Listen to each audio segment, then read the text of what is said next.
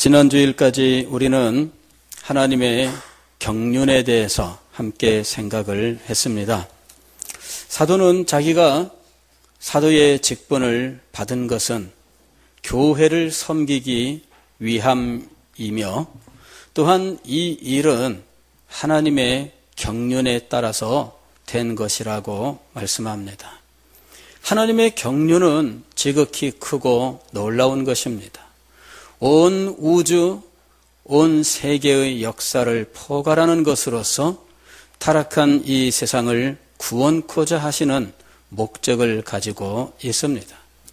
온 세계를 구원하시기 위해서 하나님께서는 구원의 계획을 세우셨는데 성부, 성자, 성령, 삼위일체 하나님도 각각 그 경륜 속에서 한 가지 역할들을 감당하셨습니다. 성부는 성부로서의 역할이 있었고 성자는 성자로서의 역할이 있었고 성령은 성령으로서의 역할이 있었습니다. 이렇게 성부, 성자, 성령이 각자 맡은 일들을 하나님의 경륜 속의 일들을 감당하는 모습을 가리켜서 경륜적 삼위일체라고 불렀던 것입니다. 그리고 이 하나님의 경륜 속에는 교회가 있었습니다. 예수 그리스도께서 십자가의 피 흘림을 통해서 죄인들의 죄를 용서하시고 하나님의 나라 백성이 되게 하시는데 이 모든 일들은 교회가 그리스도의 몸으로서 계속해서 복음을 전파하고 그 몸의 지체인 성도들을 양육함으로 이루어지는 것이라고 말씀을 드렸습니다.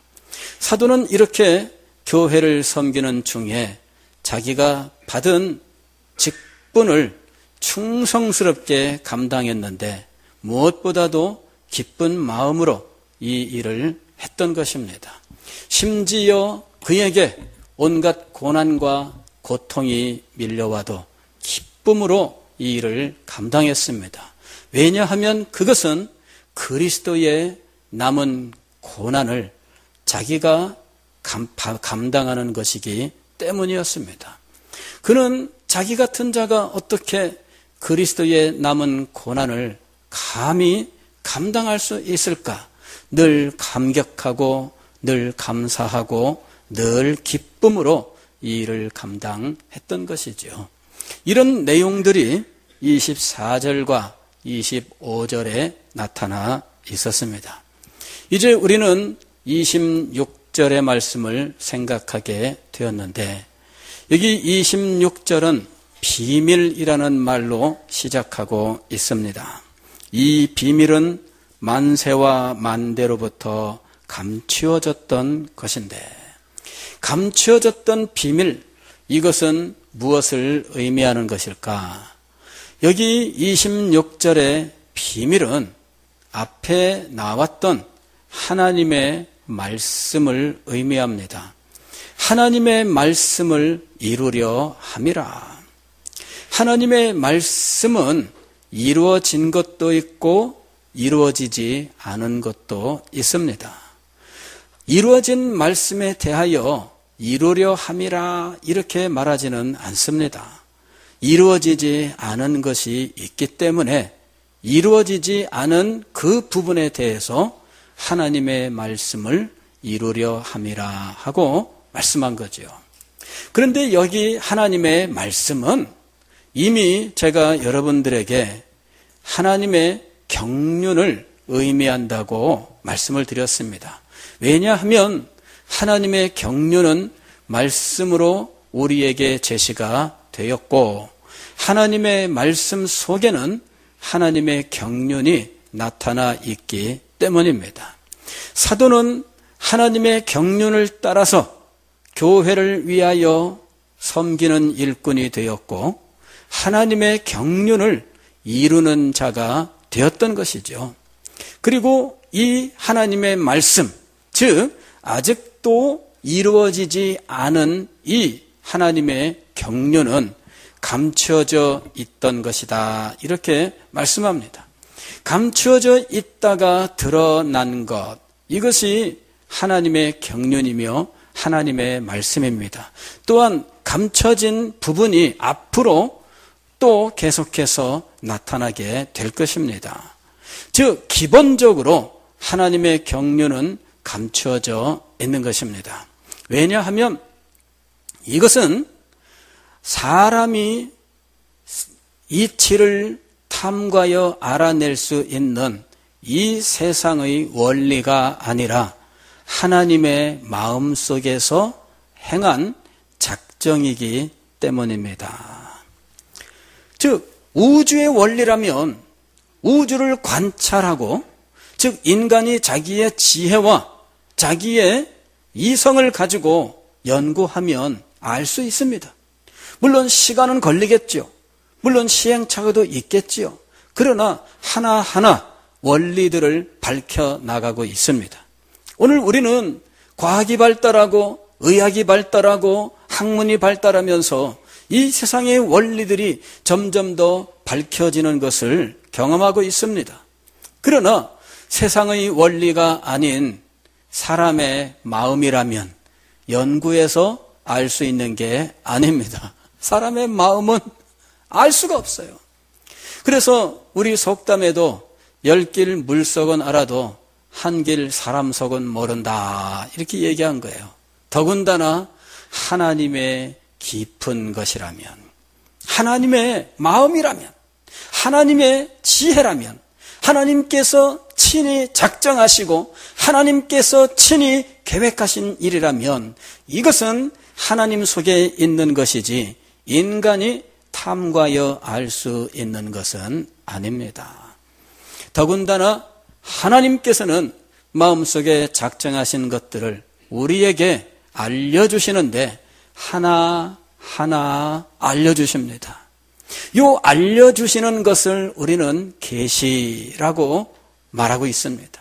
하나님은 마음속에 생각하고 있는 구원의 계획, 마음에 이미 작정한 거룩한 경륜을 우리에게 알려주시는데 하나하나 알려주시는 거예요. 한꺼번에 모든 것을 알려주시지 않습니다. 전체 역사 속에 하나님은 시대마다 행할 일들을 정하시고 그 일을 위하여 하나님의 사람들을 불러 일을 맡기는데 그는 하나님께 부름받은 그 일을 충성스럽게 감당하되 자기 이후에 일어나는 일은 잘 알지 못했습니다. 심지어 하나님의 말씀을 전했던 선지자들조차도 그 선지자라고 하는 이름에 걸맞지 않게 그들은 자신이 예언하고 있는 말씀들을 제대로 알지 못했던 겁니다. 선지자, 먼저 안다 그 얘기죠. 앞에 있는 일들을 먼저 아는 사람이 선지자예요. 예언자, 앞으로 일어날 일을 미리 이야기하는 사람이 예언자지요. 그러나 하나님의 경륜 속에 있는 것들을 선지자가 하나님께 받아 말씀을 전했을지라도 그들은 그 일이 구체적으로 어떻게 이루어질지에 대해서는 알지 못했습니다. 심지어 성경은 천사들도 궁금하게 생각했다 이렇게 기록하고 있어요. 천사들도 알지 못해요. 그것이 하나님 속에 있는 구원의 경륜입니다. 그러면 오늘날 우리는 이것을 어떻게 압니까? 비밀 해제가 돼서 아는 거예요. 가령 국가에 기밀이 있습니다. 그러면 그 기밀은 이 특별한 때가 되면은 공개하고 하는 일이 있습니다. 가령 외국과의 외교 문제는 일정 기간 지나면은 외교 비밀 문서 공개하는 비밀 공개법 같은 게 있어요. 그 문서가 50년 후에 공개되면 그제서야 그때 그랬구나 알게 되는 거예요. 하나님의 경륜은 우리에게 그렇게 전해졌습니다. 예수 그리스도, 그분은 우리의 구원자이십니다. 그분은 하나님께서 우리의 구원자로 이미 창세전에 마음속에 작정하셨고 때가 되어 우리의 구원자로 이 세상에 보내셨지만 그분에 대하여 구약시대에 예언들이 많이 있지만 그러나 당대에 그 말씀을 들은 사람들은 메시아에 대하여 우리가 아는 것만큼 선명하게 알 수 있었던 것은 아닙니다. 우리에게는 비밀이 해제가 되어서 이제는 모든 것을 다 볼 수 있는 입장에 있기 때문에 성경을 보면서 이것이 예수님에 대한 예언이었구나. 예수님의 예언이 이렇게 성취된 것이구나. 우리는 그렇게 알 수 있어요. 그러나 당시 사람들은 선지자라 할지라도 하나님께서 주신 것을 예언할 수는 있었지만 그 내용을 우리처럼 알 수 있는 것은 아니었습니다. 가령 예를 들면 여인의 후손의 약속이 있습니다. 창세기 3장 15절에 타락한 아담과 하와를 향하여 하나님께서 구원의 약속을 하셨는데 여인의 후손을 주시겠다고 약속하십니다. 여인의 후손이 와서 뱀의 후손의 머리를 밟을 것이다. 그리고 뱀의 후손은 여인의 후손의 발 뒤꿈치를 물 것이다 라고 말씀합니다. 아담과 하와는 이 말씀이 하나님께서 주시는 구원의 메시지라고 하는 사실을 알았습니다. 그래서 마음속에 여인의 후손에 대한 믿음을 간직했습니다. 에덴 동산을 쫓겨나 사는 동안 하와는 마음속에 여인의 후손이라고 하는 이 사실을 깊이 새기고 어서 빨리 여인의 후손을 낳고 에덴 동산으로 돌아가기를 소망했던 것입니다. 그는 아담과 동침하여 가인을 낳고 얼마나 기뻤는지 모릅니다. 내가 하나님의 은혜를 얻었다. 그는 마침내 여인의 후손을 얻은 거예요. 하와는 생각하기를 자신이 여인이니까 자기가 낳은 아들이 여인의 후손이고 이 아들을 낳으면 하나님의 구원이 임할 것이라고 생각한 겁니다. 그래서 아주 기뻐하면서 이름을 가인이라고 지었어요. 얻었다. 내가 드디어 여인의 후손을 얻었다. 그런데 이 아이를 낳은 후에도 구원은 임하지 않습니다. 에덴 동산으로 돌아갈 수 없었습니다. 시간이 흐르면서 하와의 마음속에는 혼란이 찾아왔습니다. 여인의 후손이 왔는데 왜 에덴 동산으로 돌아갈 길은 열리지 않는 것일까? 그런 혼란 속에서 하와는 방황을 합니다. 그래서 둘째 아들을 낳았을 때 아들의 이름을 허무하다라는 의미를 가진 아벨이라는 이름으로 지은 겁니다. 그 말은 허무하다.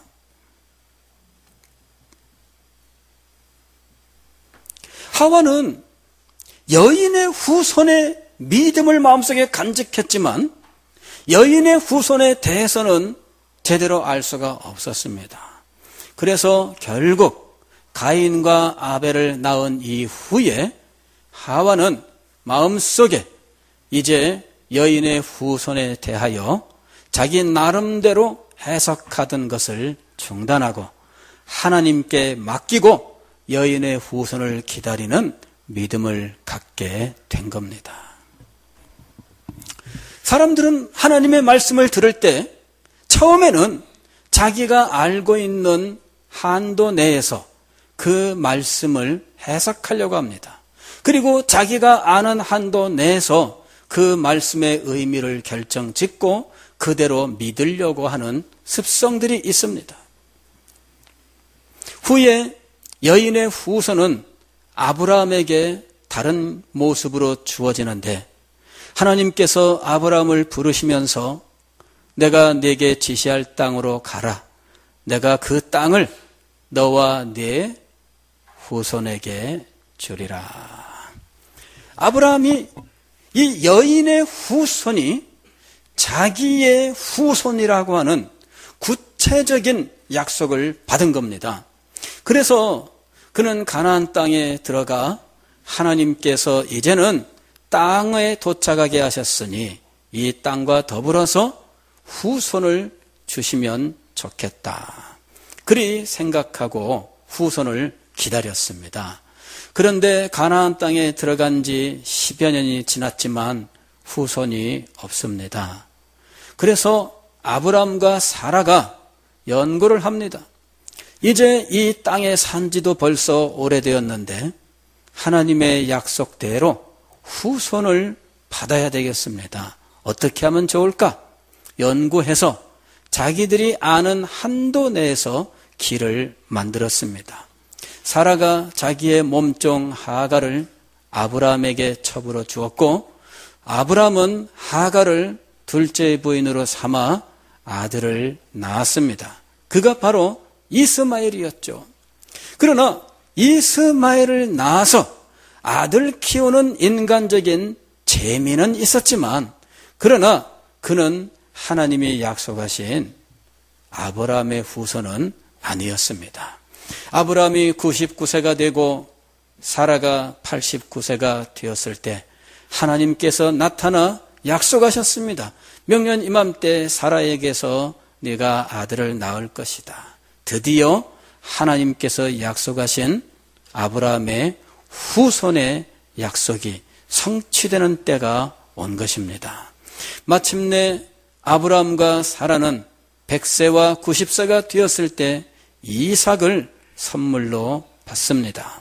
그러나 이삭도 하나님께서 약속하셨던 아브라함의 후손이 아니었습니다. 왜냐하면은 아브라함이 하나님께서 약속하신 약속의 자녀로 받았지만 하나님은 다시 이삭에게 너와 네 후손에게 이 땅을 주겠다. 이렇게 말씀하시는 거예요. 다시 후손의 약속이 주어집니다. 후손의 약속이 다시 주어지니 다시 후손을 기다려야 됩니다.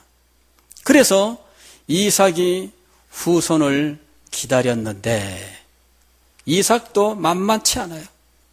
20년이나 지나서야 겨우 쌍둥이 아들을 낳지요. 야곱과 에서입니다.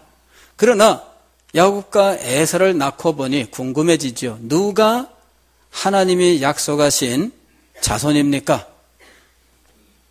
이삭은 자기 생각대로 장자인 에서가 하나님의 자녀다. 그래서 하나님의 약속의 자녀에게 축복하려고 한 거죠. 그러나 실상은 야곱이 하나님이 선택한 후손이었습니다. 야곱은 12아들을 낳습니다. 누가 하나님의 택한 후손일까요? 나중에 다윗 때에 이르러서 다시 한번 후손의 약속이 주어집니다. 내 뒤를 이을 왕이 주어질 터인데 영원한 왕을 주겠다. 즉 그 왕위가 영원할 것이다. 이렇게 영원한 왕에 대한 약속을 하십니다. 다윗을 직접적으로 이은 왕은 솔로몬 왕입니다. 그러나 솔로몬의 왕위는 영원하지 않았죠. 이 영원한 왕, 즉 다윗의 후손의 약속이 이제 새롭게 주어진 거예요. 그러나 다윗의 후손 솔로몬은 영원한 왕이 아니었습니다. 후에 이사야 시절에 이사야 선지자를 통하여 다시 여인의 후손의 약속이 주어집니다. 정사와 권세, 하나님의 기묘자가 되시는 후손의 약속이 주어지는데 이 후손은 처녀가 잉태여 낳는다라고 예언으로 주어지는 거예요.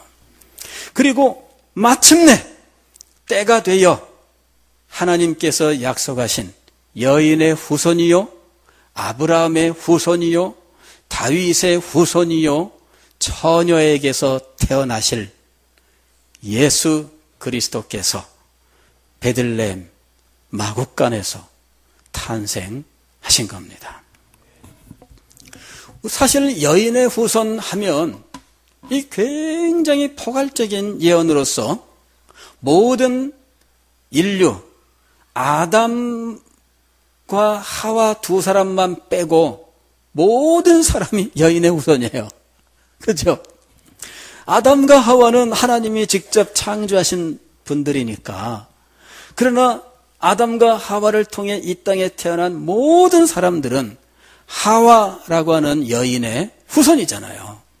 그러니까 모든 여인은 여인의 후손의 약속의 대상이 될 수가 있고, 모든 남자도 여인의 후손이 될 수 있지만, 그러나 하나님께서는 이 여인의 후손의 범위를 조금씩 좁혀주시는 거예요. 하와에게서 난 사람, 그러나 범위를 좁혀주셔서 아브라함의 후손. 아브라함의 후손 중에서도 여러 명이 있습니다. 아브라함에게는 아들이 몇 명이나 있습니까? 예, 아브라함에게는 7명의 아들이 있어요. 그 7명의 아들 중에서 누가 하나님이 주신 약속의 자손이었습니까? 이삭이에요. 또 이삭에게 하나님께서 내 후손 이렇게 또 약속을 하셨어요. 그러면 하나님께서 약속하신 이 후손은 누굽니까? 야곱이었어요. 그런데 야곱에게는 12아들이 있습니다. 또 누가 후손이 될까요? 하나님께서는 유다 지파의 다윗을 선택하셔요. 이새의 아들 다윗을 선택하고 다윗에게 영원한 왕의 약속을 하시는 거예요. 그리고 이사야 선지자를 통해서 이제 처녀가 아들을 낳을 것에 대해서, 그리고 그가 낳은 이 아들은 정사와 권세와 기묘자가 되는 아주 권세 있는 분이라고 하는 사실을 예언하셨던 거죠. 그리고 이 모든 예언이 이제 한 분에게로 탁 크로즈업되는 거예요. 누구였습니까? 예수님. 그 예수님에게 이 여인의 후손의 약속이 결정적으로 나타나기까지 각 시대마다 하나님의 말씀이 주어졌지만, 그 시대 사람들은 그것이 예수님일 것이라고 하는 사실은 구체적으로 알 수 없었습니다. 이렇게 하나님은 하나님의 구원의 계획을 계시하셨지만, 그러나 그것을 받는 사람들한테는 항상 비밀로 나타났던 거예요. 다만 자기가 이 말씀을 받기 이전에 드러난 것은 우리가 비밀 해제가 된 거니까 알 수 있는 거죠. 우리는 예수님이 이미 오셨기 때문에 비밀 해제가 된 이전에 아담과 하와 때에 주셨던 말씀, 아브라함에게 주신 말씀, 다윗에게 주신 말씀, 이사야에게 주신 말씀, 이 모든 말씀들을 우리는 볼 때마다 정말 이것이 예수님을 가리키는 예언의 말씀이었구나 확신할 수 있습니다. 그러나 그 당시 사람은 우리만큼 분명하게 알 수가 없었습니다. 항상 말씀을 듣는 사람들에게는 비밀스러운 부분이 남아 있었던 것이지요. 교회도 마찬가지입니다. 오늘 우리는 신약 교회에서 그리스도의 몸의 공동체로 지내고 있습니다. 그러나 이런 신약 교회의 이 모습도 구약 시대에 가게 되면 전혀 상상할 수 없었던 거예요. 구약 시대 사람이 신약 교회를 상상할 수 있을까? 그렇지 않습니다. 아담과 하와가 비록 가정교회를 이루었지만, 그러나 그들은 이스라엘 민족교회는 알 수가 없었습니다. 아브라함이 너와 네 후손에게 이 땅을 주겠다 말씀을 받았지만, 그러나 그 말씀을 받고 난 이후에도 아브라함은 아직 이스라엘 민족 공동체가 되는 교회는 알 수가 없었던 거예요. 이렇게 하나님께서 교회를 계시하셨으나 지금 우리 입장에서 보니까 그게 교회이지요. 스데반이 사도행전 7장에서 자기 조상들이 광야 교회에 있었다 이렇게 이야기합니다. 광야 교회라고 표현을 하고 있는데 그것은 이미 신약 교회의 입장에서 구약 성도들을 보니까 그것이 교회였구나 하는 사실을 알게 되었기 때문에 그렇게 이야기한 거예요. 하나님의 계시는 시대마다 끊임없이 자기 백성들에게 주어지지만 그러나 항상 비밀스러운 부분이 남아 있는 것입니다. 구약의 이스라엘 백성들은 자기들이 하나님의 백성이라고 생각했습니다. 이때 이 백성이라고 하는 이 말이 교회라는 말이 되는 거예요. 백성이라고 하는 말이 교회가 되는 겁니다. 그런데 오늘날 우리는 백성으로 존재하지 않고 교회로 존재합니다. 구약시대에는 이스라엘 백성으로 존재했습니다. 그리고 이스라엘 백성들을 다른 말로는 회중이라고 불렀는데 그 회중으로서 존재했던 거예요. 그러나 지금은 교회, 즉 에클레시아라고 하는 이름으로 지상에 존재하고 있는 거예요. 이것 또한 비밀입니다. 그 당시에 이스라엘 민족 공동체로서 살아가고 있던 하나님의 백성들은 이런 교회가 올 것이라고 상상하지 못했습니다. 그러나 이 지나고 보니까 이 신약교회가 이루어지고 보니까 그 말씀이 이 교회를 미리 말씀한 것이다 하는 것을 알 수 있게 되는 거죠. 사도가 받은 사도의 직분도 마찬가지였습니다. 사도는 교회를 핍박하던 자입니다. 그는 바리새인 중에 바리새인이었고 다음 때를 이끌어갈 차세대 지도자로 확실하게 인정을 받고 있던 사람입니다. 그가 스데반을 죽이는 일에 앞장섰고 증인이 되어 적극적으로 그 일에 참여하였는데 스데반 죽인 이후에 그는 기세등등하여 대제사장에게 예수쟁이들을 잡아서 옥에 가둘 수 있는 고난을 받아서 다메섹이라고 하는 곳으로 달려갔던 거예요. 그러나 그는 다메섹 입구에서 부활하신 예수 그리스도를 만납니다. 그리고 그는 예수 그리스도 앞에서 그만 굴복하게 되죠. 그 이후에 그는 예수 그리스도께 부름을 받아서 이방인의 사도가 되었는데 요 이방인에 대한 것이 비밀이었습니다. 오늘날 신약교회는 유대인들의 비율은 지극히 미미합니다. 전 세계적으로 유대인 가운데 예수 믿는 사람은 얼마나 될까?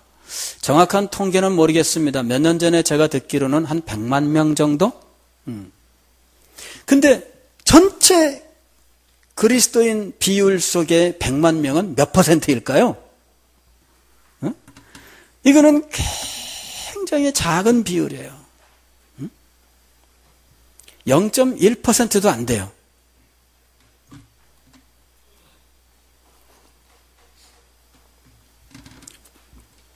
지금은 이방인 교회 시대입니다.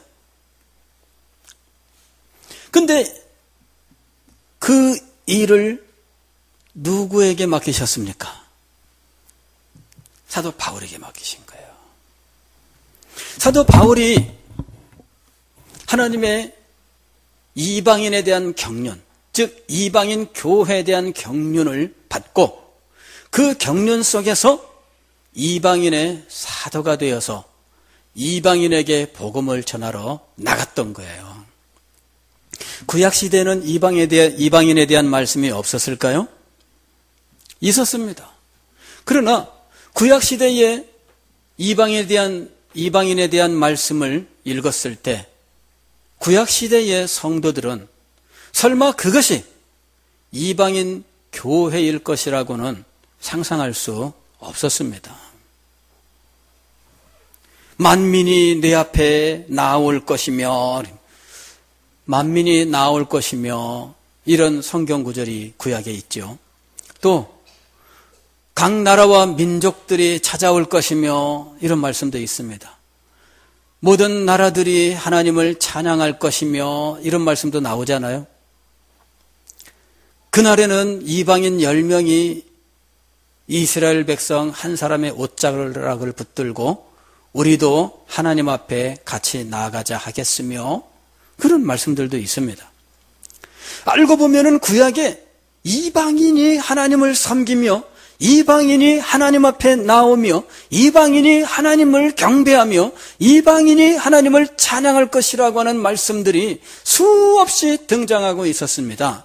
그러나 이방인의 경륜을 알지 못했던 이스라엘 백성들은 그 말씀을 볼 때마다 어떻게 생각했느냐 하면, 자기들이 하나님의 백성으로서 하나님의 사랑과 축복을 받을 때 이방인들은 둘러리로 서서 모두 자기들을 바라보면서 부러워하면서 박수치면서 축하해주는 역할을 하는 것으로 생각을 한 거예요.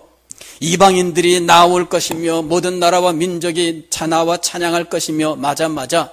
우리는 세계 민족이 뛰어나고 우리가 하나님의 은혜를 받을 때 이방인들은 우리를 둘러서서 박수치며 우리를 부럽다고 그렇게 할 것이다. 그 사람들은 철저하게 우리를 빛내주는 존재에 불과하다고 생각한 거죠. 그러므로 자기들은 최고이며 이방인들은 둘러리이고 우리를 향해서 박수치고 우리를 빛내주는 존재일 뿐이다. 이것이 유대인들이 이방인들에 대해 가졌던 생각이었습니다. 왜냐하면은 이방인의 경륜은 그들에게 아직은 비밀이었기 때문입니다. 그러나 마침내 이 비밀이 해제되는 때가 왔습니다. 예수 그리스도께서 친히 사도 바울을 부르셨습니다.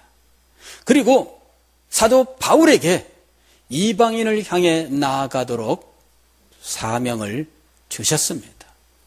그리고 예루살렘에 있는 사도들은 이방인에게 복음이 열린다라고 하는 사실을 알 수 있도록 베드로를 인도하셔서 로마의 백부장 고넬료의 집에 보내요. 고넬료의 집에 복음을 전하고 세례를 주게 하고, 그 사실을 예루살렘 교회가 알고 베드로를 추궁하다가 하나님의 성령께서 행하신 일이다 하는 사실을 인정하고 이방인에게도 복음이 전파되고 세례를 줄 수 있다는 사실을 인정하게 되고, 그때부터 사도 바울의 복음 전파는 자유롭게 열리는 겁니다. 그리고 예루살렘 교회와 사도들도 마침내 흩어져서 이방인들에게 복음을 전하는 순간이 찾아오게 되는 것이죠. 그리고 그 이후에는 이방인들에게 복음이 전파되어 땅끝까지, 계속해서 땅끝까지 이 복음이 전파되어 오늘 우리에게까지 이 복음이 이르게 된 것입니다. 26절 다시 한번 봅니다. 이 비밀은 만세와 만대로부터 감추어졌던 것인데, 만세와 만대로부터란 말은 아주 장구한 세월부터란 말입니다. 즉, 이 세상이 생기던 바로 그때부터 감추어져 있던 것이다. 여인의 후손의 약속도 감추어져 있던 것입니다. 이렇게 오랜 세월 동안 감추어져 있던 그 비밀이 이제는 그의 성도들에게 나타났고, 이제는 그의 성도들에게 나타났고, 즉 비밀 해제가 되어서 비밀이 드디어 드러난 겁니다. 그런데 27절 보면 그 비밀이 무엇인지 나옵니다. 하나님이 그들로 하여금 이 비밀의 영광이 이방인 가운데 얼마나 풍성한지를 알게 하려 하심이라. 하나님의 이방인을 향한 경륜, 그 속에서 이방인들이 구원의 복음을 받고 이방인들이 예수 그리스도를 구주로 영접하며 그리스도의 몸된 교회를 이루었는데 이것이 얼마나 많은 사람들을 구원하는 일이 되었는지 모릅니다. 이 비밀이 해제가 되고 이 비밀이 선포되면서 지금까지 수없이 많은 영혼들이 예수님을 믿고 죄사함을 받고 영생을 얻고 하나님의 나라 백성이 되고 그 영광스러운 축복받는 삶을 살아왔던 것입니다. 지금도 이 비밀이 열려서 오늘 우리들에게 이 영광스러운 축복이 계속해서 임하고 있는 것입니다. 만대로부터 감춰졌던 비밀이 마침내 드러난 시대, 만세로부터 감춰졌던 그 비밀의 영광이 마침내 찬란하게 비치는 시대, 그 시대에 빛을 비추고 구원의 복음을 전파하기 위하여 하나님께서 그리스도의 몸된 교회를 세우셨고 그 교회를 섬기는 일꾼을 세우셨던 것입니다. 교회와 그 일꾼을 통해서 우리에게 전해진 복음은 우리의 생명을 구원하고 우리의 삶을 축복하는 영광스러운 은혜였던 것이죠. 사랑하는 성도 여러분, 하나님의 비밀을 찬양합시다. 이 비밀이 나타난 것을 찬양합시다. 그리고 이 비밀이 우리에게 전해진 것을 찬양합시다. 이 비밀을 마음속에 간직하고 아직도 알지 못하는 이 세상의 다른 사람들에게 전파합시다. 이 비밀이 그들에게는 생명이 되는 것입니다. 이 비밀이 하나님의 축복입니다. 이 비밀이 그들에게 영광입니다. 주님이 우리에게 이 비밀을 맡기신 겁니다. 사도 바울은 하나님의 경륜 속에서 자기가 맡은 이 작은 경륜의 비밀을 알고 그것을 감당하느라 자기의 생명을 바쳤던 거지요. 사랑하는 성도 여러분, 우리 서대신 교회는 이 비밀을 받은 교회입니다. 우리 서대신 교회는 이 비밀을 전파하는 사명을 받은 교회입니다. 아울러 우리 또한 이 교회 안에서 이 사명을 받았습니다. 이 비밀의 영광을 누리시고 이 비밀을 전파하여 하나님의 뜻을 이루는 우리가 될 수 있기를 주의 이름으로 축원합니다.